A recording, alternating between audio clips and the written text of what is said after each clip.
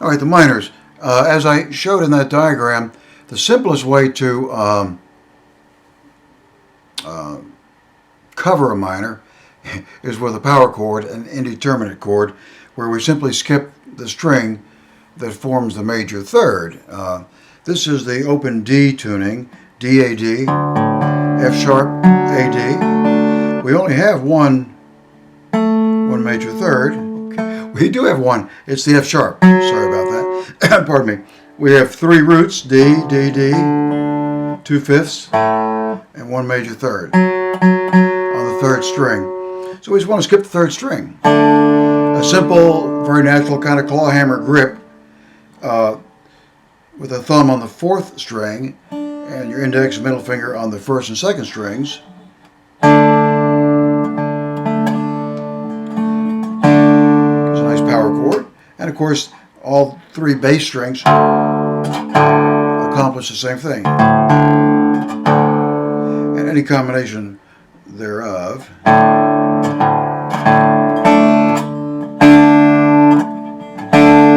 It kind of depends on the context of where you were just playing and what you're playing next. Where your fingers are going to go might determine which is the easiest to form and also which one sounds best.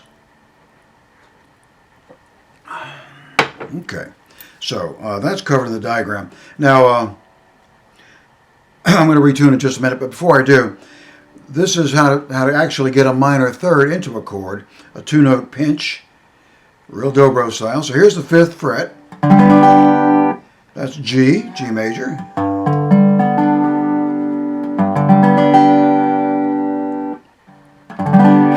So if we did Over the Rainbow, up to the 5 chord,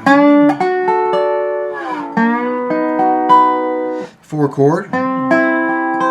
Now the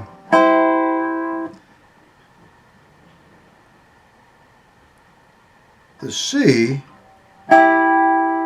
goes minor.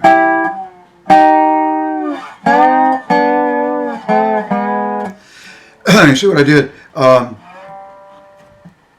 This works on any fret, obviously, but on the 10th fret, I'm pinching the 2 and 3 strings, number 2 and 3 strings. I don't know if you can see my fingers, but and I just simply pivot the bar. I leave it planted over the that 5th, which is the A, and I pivot just pivot down 1 fret, and we have a nice minor third and a 5th. Here's the cool part. If I slide 4 frets below that major chord and play the same 2 strings straight, I've got the root and the minor third. So we go, here's the first half of the minor, second half. Now, you don't usually play 2 halves of the minor chord. It just works out in that song, Over the Rainbow, because it kind of follows the melody line.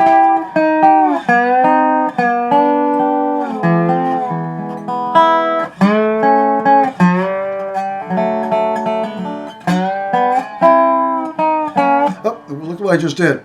This is another slant. This is beyond the minor a little bit, but this I should put out another set of another appendix for the. I didn't get as far as alternate chord shapes, but for example, this little slant I did up here, which was 1 and 2 frets above the root, which we said was G major on the 5th fret. So I went up here to the 6th and 7th frets on a slant, and that is simulating my 4 chord. There's your full C major chord, and here's the abbreviated C major, which works fine if you've got the power of a dobro with the picks and all. You can make some noise. But then when I turn it back again, remember, that's the minor. So you go. Same thing we showed before. There's your major third and 5th, minor third and 5th, root and minor third. Okay, that's it. Now let's move it on real quickly to another tuning. Let's do the Hawaiian tuning or the low G We already have 3 Ds in place. We leave those in place, and we're going to, the tuner is, there we go. We take this up to B, I'm sorry, down to G.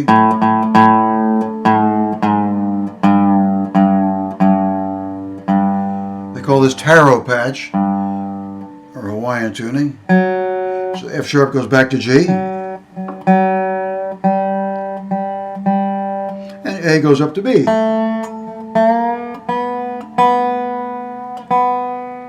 There's our GBD again. There's a D GBD. Same 4 notes as the bluegrass tuning or the GBD. Difference is we've relaxed these 2 bottom strings. So the G goes right from G to D. There's not another B. So again, we only have one major third to contend ourselves with, and now it's on the 2nd string. That's the B. So we do the exact same thing. We just do it on different strings. So if we were going to play that same song with in the same positions, obviously it's a different key.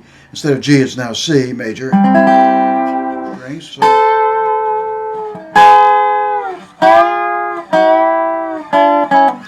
exact same results. We've got major third and 5th.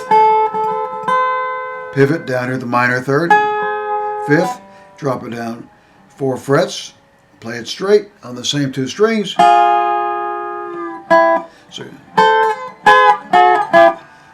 So it can be played either way. You can play it thusly, or you can do the power chord as we said before. Now with this tuning, it's similar to the D tuning in that you only have 1 major third to worry about. That's your 2nd string. So it's a little awkward for most people to pinch the 4th, 3rd, and 1st strings. It's not really natural, but the 2 middle strings, that's the simplest way to affect your power chord or your substitute for the minor. And again, your bass strings are available. Oops. Actually, this tuning almost turns into a 5-string instrument. It sounds better to strum the 5th, 4th, and 3rd strings. That's the best sounding power chord in that tuning.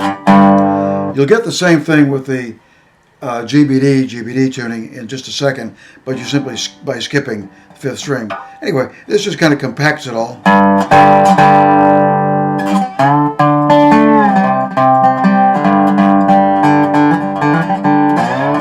So let's take it on down to, let's not take it down, let's take it up.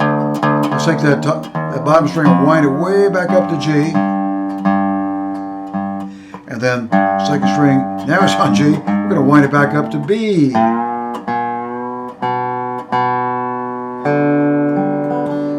And that's it. So now we've got the bluegrass tuning, GBD.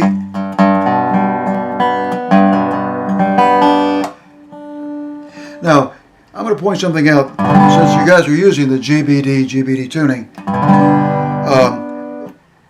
as the frets get farther apart, the slants get a bit tougher. On the bass strings, they sound a little muffly, so you'll notice most guys in bluegrass, they'll play way up here. Can you see me up here? I guess you can.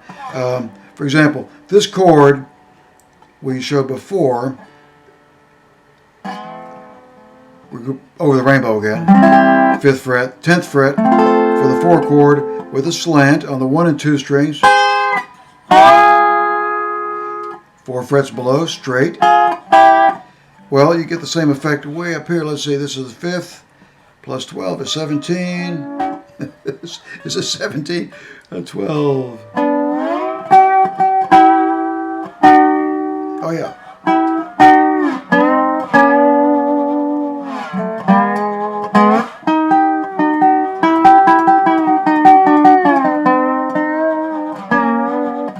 Same effect. Again, with that Hawaiian, or not just Hawaiian, but an alternative shape for your 4 chord, or the 5 chord, just 2 frets above it.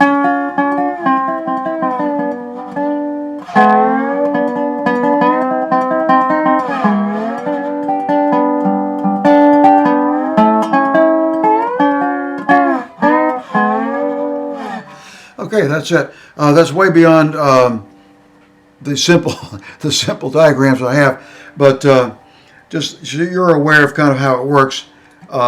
Your client may or may not be ready to do that, but let them try it. The slants are not that hard. I would think more in terms of pivoting from the major. That's a good way to start. And of course, 4 frets below straight, piece of cake. Okay? Alrighty. Give me a call and we'll talk about this. If I left something out, you have any questions, we'll clear that up. This has been fun.